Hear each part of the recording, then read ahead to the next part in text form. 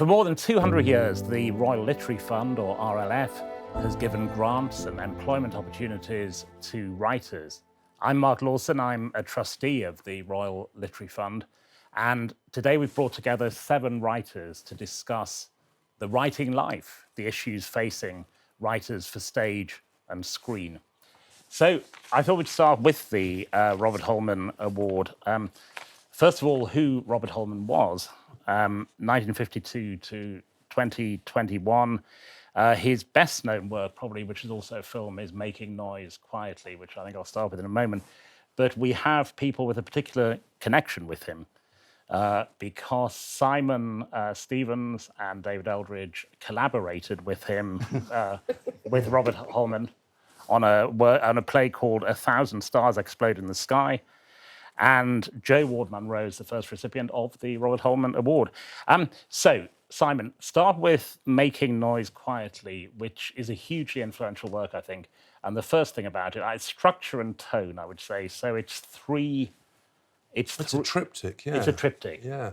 It's 3 discrete stories that take place over, the span of about 40 years. It's 40 years in that work. And they're all in some way about war. So yeah, it's Second World War, Falklands conflict, and post-war Holocaust shadow. Yeah.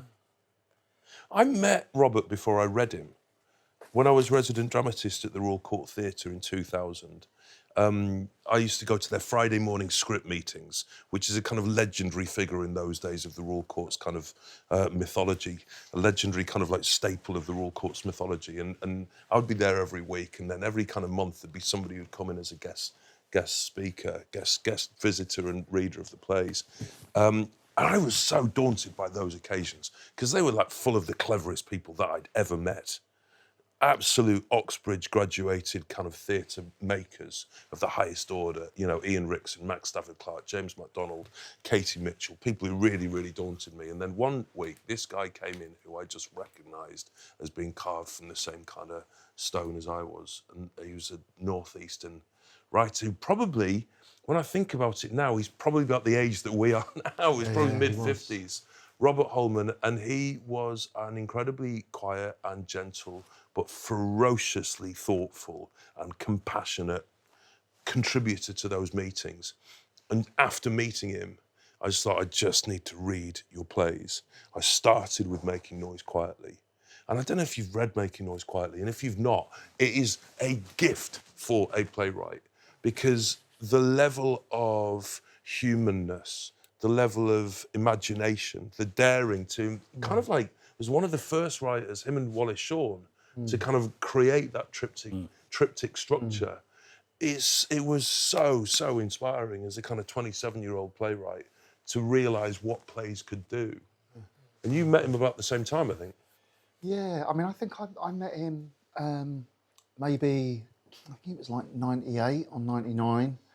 I mean, I'd read him before I met him, basically, actually, so it was the other way round. A lecturer at Exeter Uni, where I was finishing my degree, was trying to encourage my playwriting a bit. And he said, oh, you should read Robert Holman. And at that time, in the Civic Library, not the university library, the library in the city centre, there was an ex-actress was one of the librarians, and she shamelessly pursued her own interest and had this brilliant play collection. So, and the lecturer pointed me in the direction of this, and they actually, amazingly, in Exeter City Library, had like about 4 Robert Holman plays as part of the collection, one of which was Making Noise Quietly, one of which was Across Ochre, actually, was I think the first one that I read. Which the RSC did, I think, yeah. Yeah, and I just thought it was a totally astonishing play. It's still the only play that's ever made me gasp from the read. But also, David, I'm a theatre critic, among other things, and something we say, so-and-so was clearly influenced by the work, and the next time you see them, they say, never heard of them. Yeah. But you can't get away with that because Under a Blue Sky was a triptych, so you were directly influenced. Oh, yeah. And you were too, weren't you, Simon? Westwater, yeah.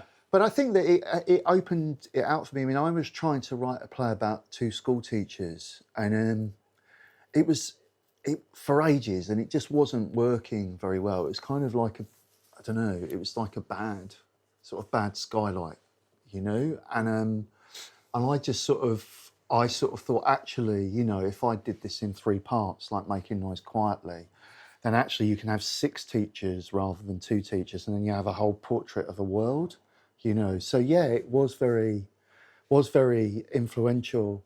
I'd say though, you know, just as someone that knew Robert sort of very, very well, certainly by the end, he, I think sort of his influence in a way over the years was more about kind of what it maybe means to be a writer, and that it's not a trivial thing. Actually, the things that happen on stages have intrinsic value, and that writing really costs you, certainly if it's going to be any good, that some of your blood and your guts and your sex and as well as your imagination ends up in a play, you know. And what happened after his death at a sadly younger age than we would have wished is that his friends raised an amount of money and they contacted the Royal Literary Fund, and we set up the Robert Holman Award, and the first recipient is Joe Ward Munrow. Now, Making Noise Quietly could almost have been the motto for his writing career, because he wasn't famous, he wasn't a celebrity, but he was incredibly influential. And if you ever put on Making Noise Quietly, people go to see it. I mean, it's a much revived play. So how much did you know about him, Joe? Well, Robert Holman was one of the people that when I started at the Everyman Young Writers programme, he was in the canon, as it were. So you were given Rafts and Dreams and Jonah and Otto. And so it's interesting that I experienced him in a different way to you two, in that I read him, I never met him. And interestingly, as David said, one of the most moving things I found was when I found out about the award, I read the introduction to his collected plays. And he just talked about how he worked and where the characters came from. And it was such a subconscious kind of intuitive process. I felt a real kinship to his process. And I just felt like it's interesting in losing him and the way the industry is now, we're kind of losing that thing about this kind of, this deep dive into the subconscious. And I think that's what Robert Holman does. Sometimes I struggle with his work because I feel he's doing something where almost the characters are talking directly to your subconscious. They're doing something to you on a kind of, on a different level. And so it's not so much bounded by reality, but it is moving in you in ways that are hard to explain it. And his work stays with you for so long, you know? So I'm really honoured. And I find so much kind of, again, kind of kinship in the fact that he was a pure artist, you know? Yeah. And when, David and Simon, when you collaborated with him, because I interviewed him a couple of times, and he was a very quiet man. I mean, he seemed so. So what was he like to be working with? Bloody difficult at times. That was literally the phrase that I had in my head. I mean, because, and rightly so in a way, because he had such a kind of a pure kind of artistic vision, and he also wasn't used to having to let 2 other artists with their own ways of doing things into that and their own artistic vision. So I think we all found it hard, but I think probably he found it a bit harder than us at points because he came from a different generation and worked in a much more singular way than we did. But I think that, like, I learned so much from him and from Simon over the years we worked on that play, because it's a real privilege to get close to another writer's kind of what's in their marrow, how they actually do it, and how different that is to you, you know? It's the closest thing to sort of like a marriage I've experienced in my life, actually, writing the play with Robert and Simon, you know. So long silences and terrible rows. Yeah. Sorry? Long silences and terrible rows. There were an occasion outside the National Studio, awkward fag breaks. Do you know what I mean? Do you remember I was nicknamed Kofi for a while after the UN Secretary General? So you had to negotiate between me and Robert. Only for a little while. But I think that the other thing that happened was we worked out an order of doing things, actually, that when we worked out that anything we did on the play, that Simon went first, I went second, and Robert had the sort of final say, then we could make it work. I don't know, what do you think, Simon? It's rather touching to remember that time. Yeah. And it was 7 years. Yeah. You know, I remember we first met for Sausage and Mash, in a place you were living in Upminster, right? Yeah, that's right. And it was kind of 7 years later that it opened at the Lyric Hammersmith. And of course, memory's a tremendously unreliable thing, isn't it?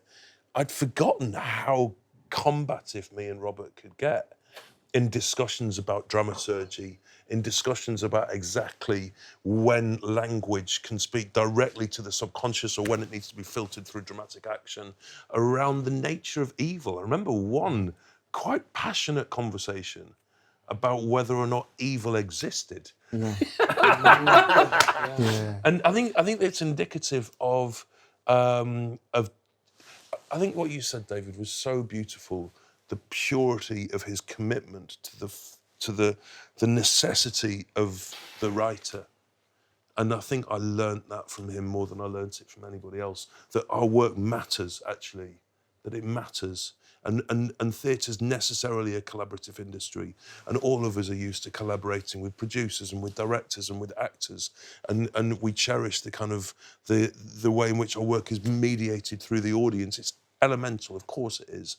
But he reminded me more than anybody that finally the writer's vision it has an urgency that can't be replicated anywhere else. And the Robert Holman Award is specifically for writers from the North, which is, it's quite a broad definition of the North, but it certainly excludes the South. So how, Joe, how did you How get do it? I qualify? no, Everyone's, how, it's the burning question. Yeah. How significant is that? Oh, massive to me, because I know I've still got a South London accent, but I went up to Liverpool to study at university, and I stayed there. And I wouldn't be a playwright if I didn't go to the Everyman Young Writers programme. And I think not just that, but I think the city itself, Liverpool. There's something about Liverpool. There's a love of language in the population that is, one, inspiring, and two, there's something about Liverpool and being such a working class city that there's a more openness about the arts than kind of the environment that I grew up in, whereby there was a kind of stratification in terms of like theatre and opera, for instance, you know? And I think in Liverpool, it just feels like there's more of an inclusive atmosphere in terms of pursuing like an artistic endeavour and being a writer or a musician. It doesn't, you know, it's for everyone. So I found that really important. And then I just met some brilliant people at the Liverpool Everyman. Suzanne Bell was leading it alongside Lizzie Rodden. And to be honest with you, I did it on a whim. I didn't think I particularly enjoyed plays, to be honest. And then I was just introduced to brilliant writers in that environment, like you two and Dennis Kelly and Robert Holman and Debbie Tucker-Green and on and on and on. And I think that's the thing. I think even though I haven't got the correct accent, I do feel like a Northern writer or a Liverpool writer, because I think that facilitated I wouldn't be, if I hadn't gone to that place, I wouldn't be a playwright, definitely. So I think that's kind of my journey, and I've stayed there. I'm there ever since, and I've got, you know, little Scouse kids. So that's my passport. No, it's accepted. So we'll broaden out the discussion now, because it is an award for Northern writers. And Ishy Din, we happen to be talking while it happens at least once a year, and it happened this weekend. A piece in the paper saying that there aren't enough working class writers or indeed workers of any kind in the arts. It is. Well, I do have the accent, and I found not long ago, just after Robert's death, that actually I had this legend living a few miles away from me, and it would never. And that was, I suppose, something to do with my journey into it, that I didn't have this broad encyclopedic knowledge of who's who and who's important and who's not, and I've been working my way through that. So I was really, it was really gutted that I'd never got to meet him and how you guys sort of speak to him. And I think, he was a bus rider away, he was just down the road, and that never occurred. But yeah, the annual not enough working class people in the arts article is doing its round, and it sort of reminded me of the annual Muslims are trying to cancel Christmas article that comes around every year. You know, we get one of each every year, and it comes around, and we were like, oh, okay. And you know, except it's the working class people in theatre is true, though, isn't it? Well, it's absolutely true, and it's been true since I started 15, 17 years ago, or however long that Avon course was. Yeah. But it's been true then, and it's the same conversation, and we come round, and I sit on a couple of boards, and we've had those conversations where that perfect person is perfect. And you said, well, they might be perfect now, but see that person in 5 years' time, when we have that conversation of why aren't our boards diversified, we could trace it back to this point and us deciding, well, they're not quite ready and they don't really understand what it's like to be in an arts organisation. So those types of decisions keep getting made where we're like, okay, it's great, we can talk about all of this, but actually we hire the person who's the same as the person that was before and the same person before and that. So it's really disappointing that we're still having to read those articles and we're still trying to fight that fight. Juliet Gilkes Romero, do you want to come in on that? Yes, I mean, I operate on 2 boards at the moment. I'm a trustee of High Tide Theatre and the Film and Television Charity for my sins, and actually board work is really serious. But I took the opportunity because I feel that representation is really important. We don't often get that opportunity to be able to be decision makers. And I guess it's my way of making sure, or trying to help the theatre ecology, or whether it's a film and television ecology, to be more inclusive and to have a voice. Because if you don't, recruit people like myself, so my background, I would describe it as working class. My parents had an absolute love of arts and theatres. They would drive us across country to the Royal Shakespeare Company. So it became part of my DNA. And being on boards really helps me to kind of give back in that sense. So I do hear what you're saying. But I also know that, people tend to recruit in their own image and likeness. So it's a battle, but, it's important, and I'm glad that I'm there. And Samera, you in TV and screenwriting, is it just talk about that there in terms of representation? Yeah, I definitely think it's the same. Like, I think it's a very closed set kind of thing. I think there's a trend for people to get, people that aren't kind of straight white men to come in and kind of punch things up and, give your authentic voice and kind of, try and make this script into something that's authentic. But then I don't think the credit, and I don't think the payment, I don't think it kind of represents the work that you put in. Like when I was starting, it was about 15 years ago, and I had an idea, and I had to pretend to be a completely different person in order to get the script even read. So I had to pretend to be my stepdad, and I had to write as somebody called Paul Purchase in order to get somebody to read it. And it was 10 years of me trying to hustle just to get a story read by people. And I think there's a lot of, it looks like it's changed, because I think there's a lot of schemes that are trying to come out, but I'm not sure if it's completely, I don't think it's the core of it is changing quickly enough. And that's a fascinating story. So at what point did you come out that you weren't Paul Purchase? Well, I was pretending. This is it. I was pretending to be Paul. I was pretending to be Paul Purchase for quite a few years, and but I was pretending to be Paul Purchase as a producer, and I actually wrote the name of the screenwriter that I was writing, Aston Hartley. So I was pretending to be 2 different people, and I was writing. That must have been exhausting. It was. I wasn't sleeping for a few years, but I was writing. I was writing as Paul Purchase, being like, "Oh, I have this amazing script by Aston Hartley," and then finally people started, and I had to actually get a co-producer in with me, like a male co-producer, to come into the meetings, and then people would start directing the questions to him, and I'd just gradually be like, "Oh yeah, actually this is the answer." So it was. So in those difficult. meetings, yeah. who were you? You were you, or? That was when I started kind of actually. I had to get my mum to go undercover to go to. It was a whole thing. Have you written this story? It's amazing. No, I haven't. I don't know. Look, you have to though. It's an astonishing story. This. It was weird times. Yeah, it was weird times, and that project now, it went through quite a few different, it went into a few different hands, and then it went into kind of turnaround, and now it is being developed more as a TV series with a different team, and I really, really like the team, and so it's come full circle, but it's taken 15 years. And who will it be credited to? Me now. Oh, good. Well, there you go. So that's a breakthrough. I think the thing that I find quite frustrating, with particularly in TV development, is like we want your authentic voice as an artist and your lived experience, and we want to put that. But when you put that, and it's like, can we have a wedding scene? Because you guys do weddings really well, and can we sort of change it? And it's sort of like, no, I know we're asking for your authentic voice and your voice as an artist, but actually, can it be our version of what we think your authentic voice should be? And I find that quite limiting and quite frustrating. But I've come to terms with it in the sense that, well, this is what I do. If it isn't that, but there are the complexities here, aren't there? Because there's a writer of colour who I won't name, but many of you will know, who was commissioned by a well-known theatre to write a play. They wrote a play with white characters, and they said, no, that's not what we want from you.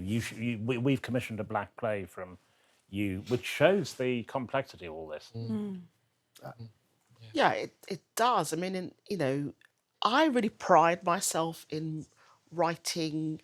I'm a black British writer, but I would quite happily have written Chernobyl, which I thought was an amazing series.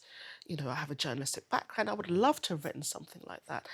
Plus, I write about British culture, and The Whip was about abolition and the fight to be able to vote, and the Factory Act and how that collided in Parliament at the time.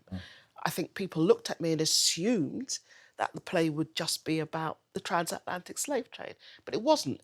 It was about British culture and British politics. But often we have to fight to raise our voice, but also not be defined, because I really do believe if you allow people to put you in a box, they will, and they will sit on that lid for a very long time, and fighting to get out of it is almost impossible.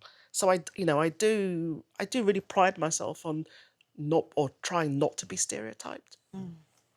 Joe White, now to follow Samera's story, you have to tell us that you pretended to be Joe Ward Munrow. Yeah, that's right. Yeah. I'm going because I've been emailing Aston Hartley for my first lead in TV. It's an interesting thing. I think I guess what I can talk about is about regional theatre and things like that, and being from writing to and where you're from. Which feels significant, and like that was my first sort of starting in theatre. Really, was through the Birmingham rep. I'm from Birmingham. Don't have a strong accent really. It's been beaten out of me. But I was like that foundation of, and actually it was one of the first sort of artistic programmes. It's called the Rep Foundry. Was the first thing that I was on, and Roxana Silbert set it up, and Tessa Walker, and. It was an amazing opportunity, not only just to sort of meet a bunch of artists from where you're from and sort of talk about that community, but they set up, it was the beginnings of sort of scratch nights in town, and we were talking to an audience that were used to sort of revivals and adaptations, trying to get them out to sort of weird places in Digbeth to watch new writing. And it was really exciting to feel a part of something within a city that, I didn't know really in my teens. I'd only sort of found in my early 20s. That's so significant and important. And, as money starts to drain away and risks are taken less and less, that's the worry. It's not so much, there's always going to be revivals and there's always going to be a Shakespeare, but trying to get that audience out to Digbeth, or wherever the sort of suburban areas of a city are, and watch new writing and sort of scarier risk-taking theatre. That's the big worry about what's going to happen next, I think. And it was a massive foundation in what I do, and how I came into writing in the first place. So the writer's life. I'm going to pick up on a word that David Eldridge used in an interview. He talked about how the playwriting life is precarious. And the reason for that is that you are dependent on other people to put them on. Yeah, I mean, I think that probably in the business, that the writer is maybe the one person in the business that you can sort of write yourself out of a hole, in that you can literally go away and then the next thing you do it can be the best thing you've ever done and move you on. So I don't think we're completely sort of at the mercy of fate and other people, but I think that I think you because it's an industry that is dependent upon the curatorial choices of someone else, whether they're an artistic director or a commissioner on a TV channel. Invariably, that's the biggest decision about whether it's going to have a life isn't within your hands. So what can you do? You can just try and write well. I think try and stay sane. I try and kind of have some integrity. I don't know. It all sort of sounds probably a bit kind of generalised, but I genuinely don't know. I just don't think there's such a thing as a career as a writer, It's too random. I'm having a period now where everything's happening at once, which is very much a first world problem, But there's a kind of painful awareness that probably in 2 years' time it'll be the complete opposite, and I'll be scrabbling around to pay my mortgage and all the rest of it, So within that, I just think, just trying to keep going on writing well is the best thing that I can do anyway. And it's a pernicious word, I think, career. Yeah. It's a word I really try and avoid I when agree. talking about the writer's life. I'm happy to talk about the working life of a writer to distinguish those elements which are about the professionalism. And you've written a very good book of diaries about Thanks, that. man. Yeah, it's great. For anyone who hasn't read it, Simon Stevens' book about being a writer is an astonishing word. Astonishing's very kind. Well, no, it is though, but it's also incredibly revelatory too. Well, I think what I've held on to, and part of this, does go back to Robert. I had a conversation with the brilliant Scottish playwright and artistic director David Gregg over the weekend, and he was celebrating the importance of the dual functions of the playwright as vagabond and priest. And and there's part of me that really cherishes that our job isn't about kind of like creating a CV, making sure that we're known, making contacts, any of that. It's about retaining the position as rebel, retaining the kind of faith and the importance of the human animal. And if you drill down into that and you keep working, then eventually there's the possibility you might make something that has a purity to it. But David Eldridge mentioned the word mortgage. I mean, there's a practical aspect to this. Whether you want to call it career, but you have to have some kind of progression. Get a job. Or you won't be able to get a job. Yeah, it's great. But it's great writing with a job.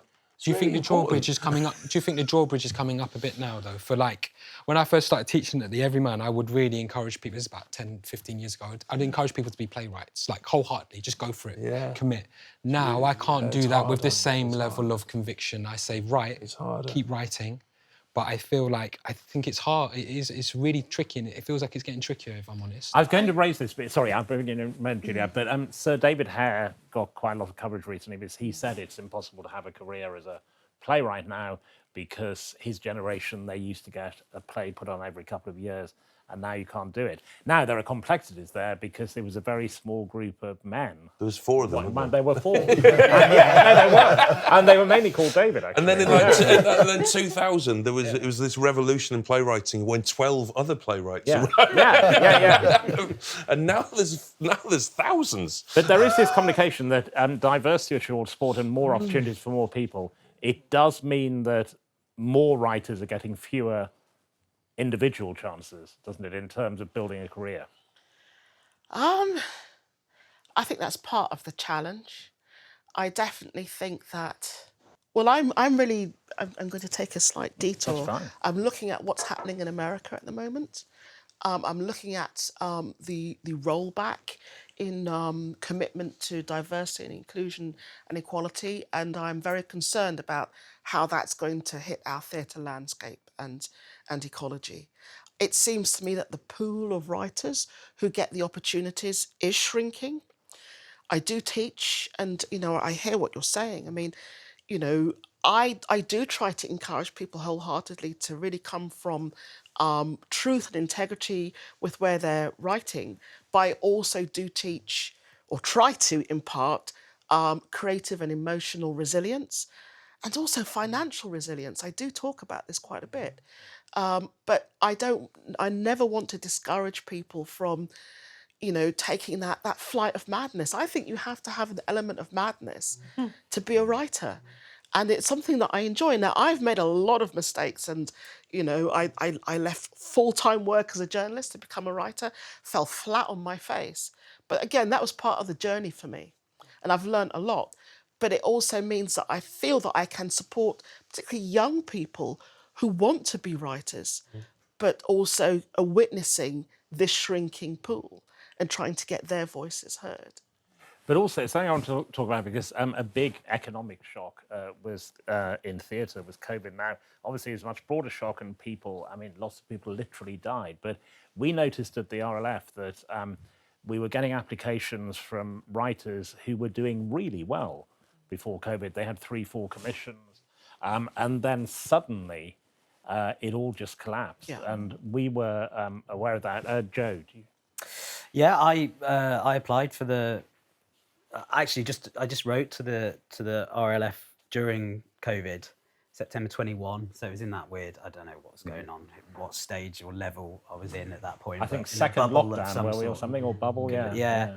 And I'd had a play. My first play was on in 2018, and things had been going okay. I wouldn't say they were great, but they were they were good. And I was getting work, and I was chatting to theatres and having conversations. And yeah, commission fell through. They had to pull a commission. Theatre that I was really excited about, and I was quite close to sort of giving up. I was like, there's not giving up. I wanted to carry on writing, but I couldn't see the way to get a commission at that time. And I'd seen a tweet from Jack Thorne who wrote about the RLF, and I thought, I'll give that a go. And it was it was genuinely a lifesaver, not a career saver, but a lifesaver. Yeah. Like it changed. I think it did change the course of my writing for the next, forever maybe, because it meant I could actually finish a play that I'd lost the commission on, that I really wanted to commit to, but I needed to spend loads of time on. And I wrote a second play, and then that went on in 22 and 23, and it came from that award, that grant. And without it, I'm sure, it's not just the money. The money was very helpful, but it was, in that madness, somebody said, keep going. And that's huge, that band of support. That's great, but the broader issue, David, because there aren't many slots, and then you lost 2 years, and then suddenly there was this huge backlog of stuff. Yeah, I just wanted to speak to why that's important, and it links to some of this stuff we've been saying about why career is such a bad era and all that. But what is really important is being a professional and being regarded as a professional. And it was one of Robert Holman's things. Robert was supported by the Royal Literary Fund at various points. And actually at his memorial, Ed Kemp, who sort of runs the RLF, sort of read out a little bit of correspondence with Robert. And one of the things Robert said in an email to the RLF when he'd made an application was that, that I'm too far down the road for this to become a hobby. It's not about hobbyism. This is about being a professional writer, and that's why I think organisations like the RLF, Also important. yeah. So important, and also other organisations and that make similar kind of supportive contributions to Rise Life. Obviously, we're focused on the RLF today because it means that you can continue to take your work seriously, and also you're kind of accorded a professional respect in some way, I think, Which is incredibly important for one's mental health, for feeling valued. I am an RLF fellow, so, during lockdown, I was grateful to be able to get the opportunity to teach. And that financial support was absolutely invaluable. Also, the Film and Television Charity, we were giving out grants to established writers. But again, it is a precarious profession. But I do consider, having fought so hard and taking so many risks, and I'm very serious about, the arts. It is the beating heart of our society that, to be considered professional, to get that support. But it's also about community. I think the RLF provides community. You know, we're not isolated. We can have conversations like this one. You know, I think it's so important to know other writers and to hear those journeys and those struggles, because that's part of the tapestry. But it's really important that we don't throw in the towel. I just wanted to touch on a broader point that I think that is worth really considering, that when COVID happened, lockdown happened, and there was a real danger that theatre was going to go to the wall. There were vast swathes of the British public who couldn't care less. They were like, really? Who cares? And I think we really need to address that if we want theatre to be relevant to everybody, apart from, you know, away from a small group who just can afford to pay £150 for a ticket or whatever we were talking, or believe that theatre is their medium and they're allowed to go to experience that. Or even, I wonder what happens in there. Yeah, but it's interesting though, because during COVID, I was so fed up, I set up my own theatre company, and we did exactly what you kind of said. We set up this company and we did it in the Playhouse studio, but then we just took it to off County Road, the north end of Liverpool, Toxteth. We did a show in a boxing gym, and it's that thing of saying, like, how do we meet our communities and how do we show them why they would love, you know, why they would love this? You know? I was really early on in my career, again, generosity of organisations and schemes and stuff. Somebody gave me some money to buy tickets and, you know, to help me come down to London to see shows. And I got tickets for Billy Elliot. I'd never been to a West End show. And I phoned a friend and I said to her, what am I supposed to wear? And she was, she said, top hat, tails. I was like, really? She said, no, you idiot, it's the theatre, just go along. But the important thing was, like, I didn't know. I was like, oh, it's West End. How am I supposed to behave? What am I supposed to wear? What's going to happen when I go in there? And I think we need to really break those barriers down. But amazing that it was Billy Elliot, because of course Lee Hall's Billy Elliot. It's about that. It's about a working class person coming into that world. Absolutely. And so, you know, that was really something, because I was looking at these shows and I was thinking, well, I could pick any one. And there was a familiarity, because I was thinking, oh, well, what's it going to be? What's that going to happen when I go into that big building with all these people? I thought, well, Billy Elliot, at least I'll understand the accents. The point that she made there about people during lockdown not caring what happened to theatre, there was a weirder aspect of this to me, which is, Rufus Norris has spoken about this, that people who did care about the theatre and actually loved it, who have never gone back to the theatre after the pandemic, because we assume that they're the older, that they were frightened. And this... and there seems to be a lot of evidence that some people stopped going and have never gone back. David? Yeah, no, I mean, I think that's definitely true. I mean, I know it. It's just in my family. You know, my wife's parents, so my in-laws, they lived down near Bognor, and they would see 3 or 4 shows a year at Chichester, and they just got out of the habit of going. You know, and I think. I think it's more that maybe than fear, actually. It's just that you stop, you know, get out of the habit within a year or so of booking the shows and going along and think, well, actually, you know, do we want to still do this? I think that I don't know, just returning to something we talked a bit about before, to do with, I get quite annoyed with the continual discussion about representation and working class theatre and all that. You know, I don't think it's that complicated, you know, that you put on plays by people that haven't had plays on in those theatres before. You maybe tell some stories in those theatres that haven't been told before, you know. And I think that we all know we're in a world now where you're not gonna have like 7 or 8 plays in a particular theatre. Do you know what I mean? That's changed. But there's a merit in, you know, if you do a writer's first play in a theatre, that they get a commission and you do the second one. Do you know what I mean? That there's some Yeah, relationship but that's there. not happening now, No, and it's it's not. absolutely, you know, and I found myself at the sharp end of Yeah, some yeah. of that. And since COVID, I've got several projects which are spinning and waiting to land. But, you know, relating to what you were saying, I think there is a real systemic problem. I think that education, the arts, schools, we've seen that's really evaporated. I have to say, particularly under the last government. But today is the 60th anniversary of Jenny Lee's white paper on the arts. She was married to Nye Bevan.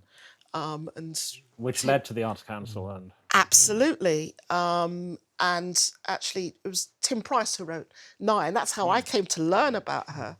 But, you know, we've come full circle, and, you know, we hope that Lisa Nandy will, you know, write her own white paper. And, you know, Patrick Stewart wrote very passionately about how he got started in theatre through regional programmes, you know, leaving Yorkshire and being able to train, you know, at the Bristol Old Vic. And I think that I think we miss regional voices.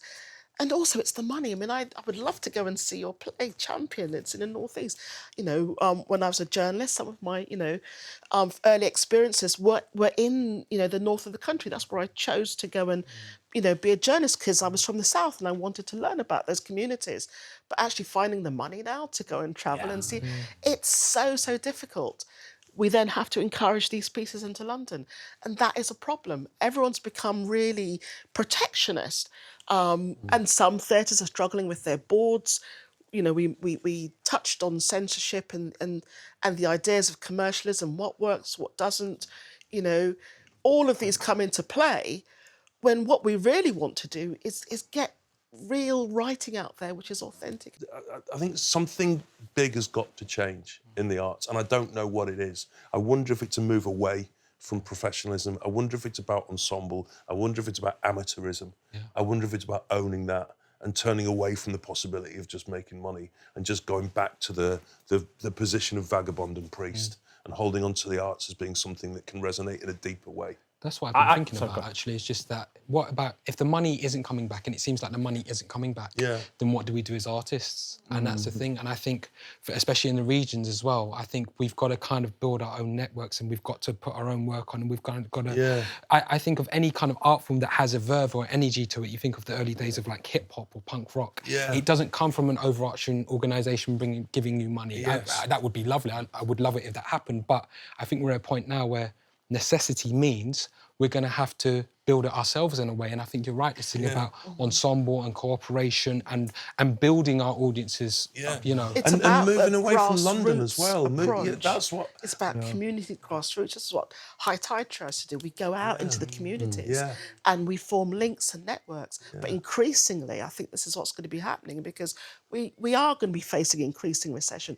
The money isn't always there, but we do know that the arts is absolutely vital to who we are as you know, humanity and our communities. And I think that's really, really important. I think the other exciting thing about High Tide is it's not based in London. I have been saying this for 15 years and it's not really happened, but I do have faith that there's a possibility that it'll be places like Middlesbrough, it'll be places like Bognor, you know, it'll be the towns that the real next generation of creativity could come from. Except they have even bigger financial problems, don't they? The theatres and councils there. I mean, if the model you're holding on to, if the model you're holding on to is to try to do that exclusively in professional theatres, that's not going to work. But if you do it, you know, if you take the model from the punk bands or from forced entertainment, or you know, there's potential. And we talked about the great shock for culture of the pandemic. Now, another one specifically for screenwriters, Samera, was the writers' strike in Hollywood, which, again, I mean, the consequences were not as severe as COVID in terms of people's health and life. But it even now, the effects are still there. Yeah, hugely. I think it's we're in a very fear-based time right now. I think a lot of commissioners, obviously, because of like the streaming sites and everything, it's all shrinking and nobody really has very much money. I think everybody's quite scared to take a risk. So I think everybody's, you can't really get original material across the line at the moment. It's all very IP based. It's all very Why are there so many remakes as well? yeah. Nobody can get original stuff off the ground at all at the moment. It's really, really hard. Unless you're a massive name, it's very difficult to kind of. Everybody wants a sure thing. Everybody wants like an immediate success, which isn't usually always down to remakes and stuff like that. But everybody's very scared. And they can be very good, but you have Day of the Jackal, which has twice been a movie, and now it's a TV series, and there are more and more of those that keep reappearing. Another thing that, while you're here, you can't work on any of your plays or screenplays, but it's possible that AI is writing them for you, having ingested all of your work over the years. And obviously, this is a serious question. So, the effect of AI on writers. I think it's chilling the extent to which the government is putting AI at the heart of a theoretical regeneration of an economy. And it's an economy that's broken and it needs some kind of regeneration, but to move away from the possibility of genuine, authentic human creativity towards something that's perpetuated by tech companies feels like a massive act of kind of self-destruction in the long term. I'm fascinated by it and alarmed by it in equal measure. I have definitely put in scenes by Simon Stephens into ChatGPT, and it's really interesting how bad they are. A friend of mine who works in AI sent me a play that she'd written using the tool, and it was terrible. Yeah. She was very pleased with it, but I was absolutely horrified by this. It had no soul. You can tell the difference. Yeah. So I'm not too worried, in all honesty. It depends, though, doesn't it? But it's early days as well. It's going to get better. It's going to get better. Go on, sorry. Samira, I was just going to say, but a lot of actors say they're absolutely certain they're getting sent scripts that are written by AI now. I think what feels scary about it is because we're in a world now where a producer or a commissioner or somebody could go, I've got this idea, or let's put into AI a selection of ideas, do a basic script, do a big treatment or something, and then you need a human to come and edit that rather than and put in almost like if you get a script that wants an injection of authenticity, what we were talking about before, it's like being hired for a different reason rather than let's take an original material from a writer, have them work from the grounds up. I know America have got quite a few things in place for that now because of the strike. I know they put in, the first writer has to be a human writer, but we don't have the same protections. And so I think that's the stuff that does feel like you get a lot of things that are sent that clearly have been written just by AI, and then you come on to, could you come and consult on this, or could you come and edit this? Can you come and tweak this, rather than have you got anything from the grounds up that you can... Now, tweaking is interesting. It's something we've noticed at the RLF is that I think that's where it gets really dangerous, because you now have plays being published in translation where nobody in that publishing house speaks the language. They just get a basic English translation and then someone tweaks it. Yeah. So you get paid less money because you get paid much less because you're only doing a fraction of the... It becomes like an existential question, doesn't it, as to why we go to the theatre? Like, why would you go and watch a play written by AI? I wouldn't be able to wrap my head around it. You want humanity and you want soul. And, some of us teach as well, and some students, not many, but some are handing in essays written by AI, and then you wonder, well, what does this mean then? Like, what is education? What is storytelling? It's like, it's a real rabbit hole in terms of, like, meaning and, I worry a little bit about the culture of also talking about ideas and where ideas come from, not just because they can be generated by this technology, but also the way in which it informs the way we have to try and shift towards it, which happens a little bit. I feel like there's been a bleed a little bit from the TV and film world into theatre now, in that pitching is becoming a bit of a process in terms of the treatment doc or the one page or whatever it is that you want to write about.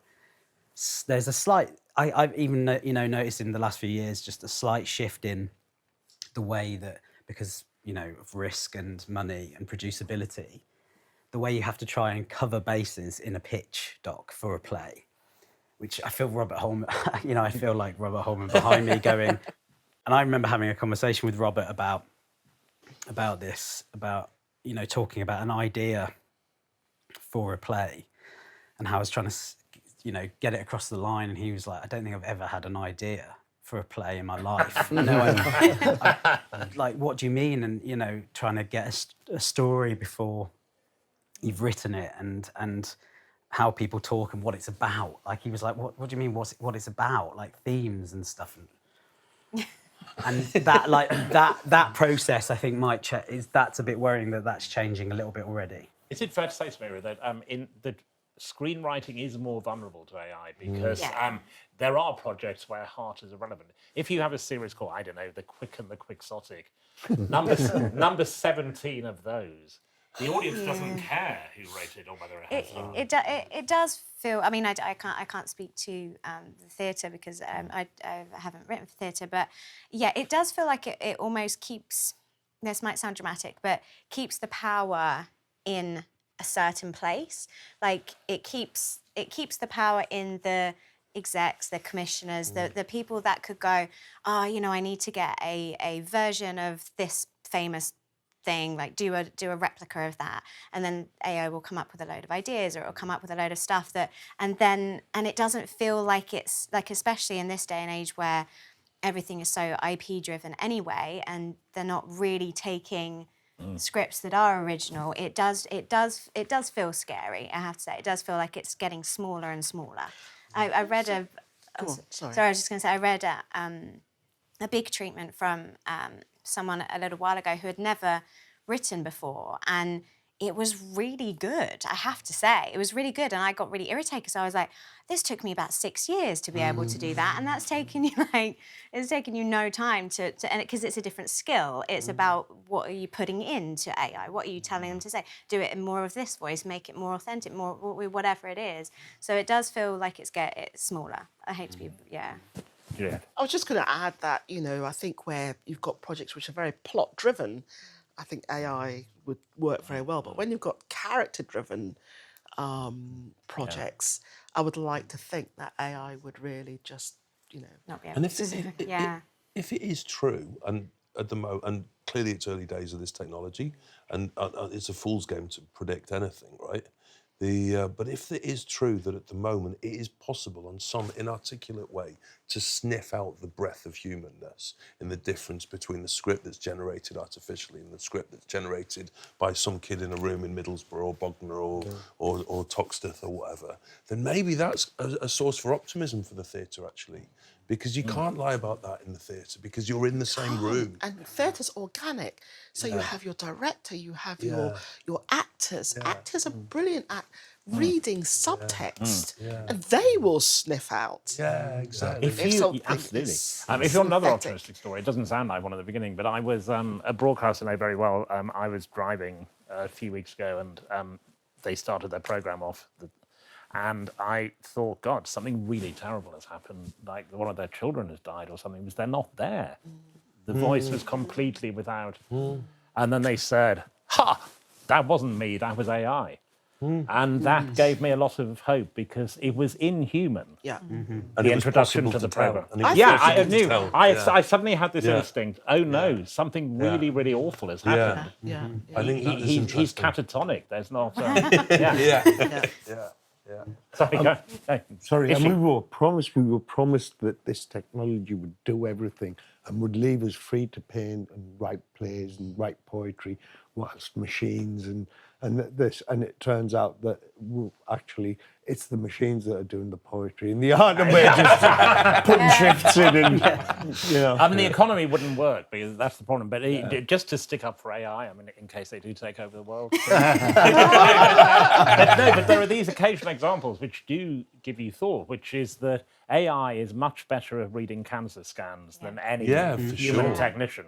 And that's why it's such a complicated subject, I think, because if you have any kind, you want your scan read by AI, not by And that's human fine, technician. that's the human body, but we're talking about stories. But it's so quite do a you big know what I mean? thing, the human body. My sister-in-law's an oncologist and she would disagree with you. Really? Yeah. But in much the same way as we're sticking up for the authenticity of the playwright, she wants to stick up for the authenticity of the human reading those scans. She can't read as many as AI can, but in the end, she wants to make sure she that's really scan. And I think there's something, again, the genie's out the bottle. It's here now. Yeah, true. And and sometimes we as artists or part of this industry need to be a bit cannier of, well, it's here now. So how am I going to use it to my advantage? Is it going to be a fantastic research tool for me? Is it going to, how am I going to prompt it?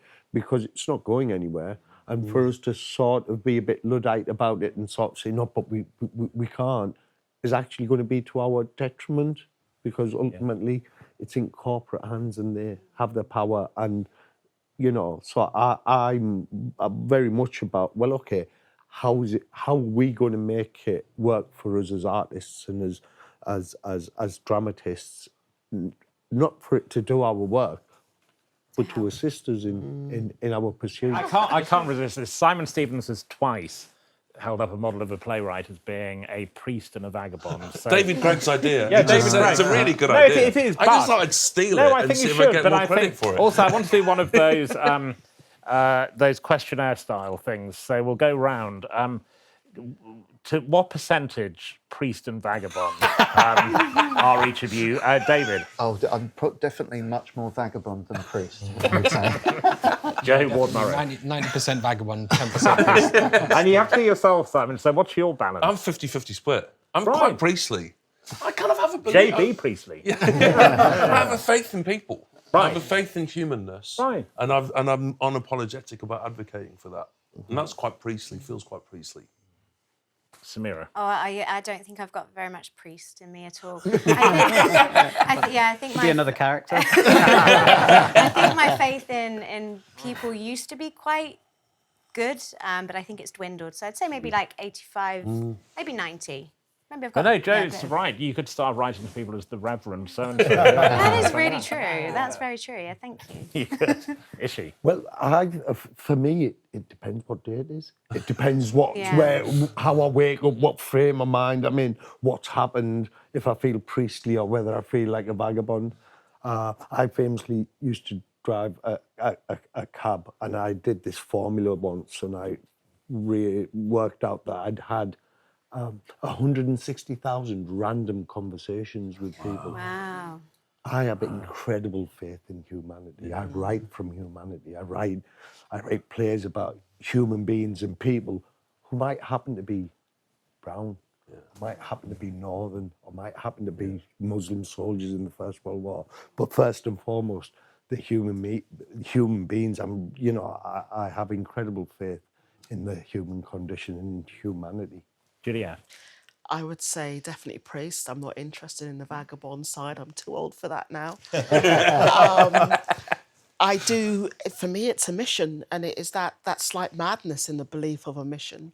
I'm fortunate enough to have been able to travel as a journalist, met all kinds of people who they're also able to get out of bed because they believe in humanity. And also that's where our storytelling comes from. It's our oldest form. There are two things that humans can do: tell stories and cook. So for me, it is a priestly mission. So I very much feel. And Joe White is a JB Priestley Award winner. But when the RLF starts the JB Vagabond Award, would you also be eligible? Yeah, though that doesn't promise as much money probably. But, yeah, I'm probably 50-50. Actually, weirdly, the commission I was talking about earlier that fell through in COVID was about sort of vagabond priests. So this is all very true. I love it. So I'm neither because they don't get made. Yeah. Thank you very much. That was a great discussion. Famously, it's always said that poets hate each other and you can't get two of them in a room, is there? So hostile to each other, but you all seem to like each Playwright, other. I think playwright. I think if I could take it back to the source, I think playwrights are genuinely mutually supportive of one another, and there's very, very few playwrights who I've worked with who are more supportive than Robert Holman.